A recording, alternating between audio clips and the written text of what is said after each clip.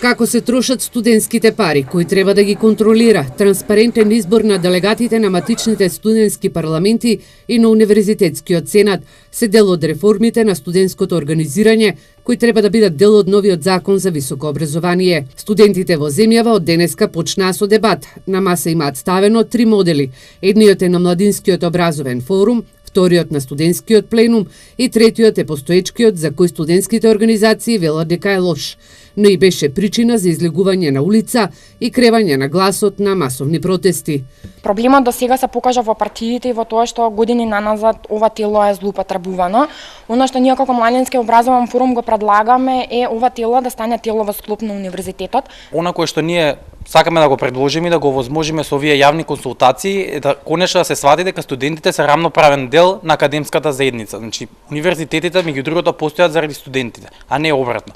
Студентите во изминатите години успеа да го покажат своето општествено значење, да го дигнат гласот за сите работи кои што не чинеа во ова општество, па така сметаме дека реформите кои што треба овој закон да ги донесе во поглед на студентското организирање се тоа да биде појасно, а не конфузно како што е во сегашниот закон. Представниците на студентскиот пленум забележуваат дека студентското организирање во земјава е катастрофално. Студентите немаат легитимни представници. Минатогодишниот избор на ректор и на студентски парламент на Скопскиот универзитет Свети Кирил и Методи заврши со интервенција на полицијата. Затоа смета дека промените треба да тргнат од студентскиот парламент, кој треба да е во рамките на универзитетот, а не да фигурира како невладина организација.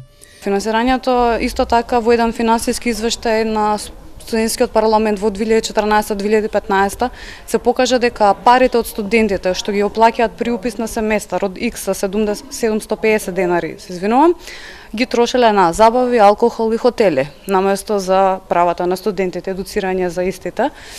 Тоа сакаме исто така да биде регулирано, со тоа што најверојатно би одело со подсметка на факултетот.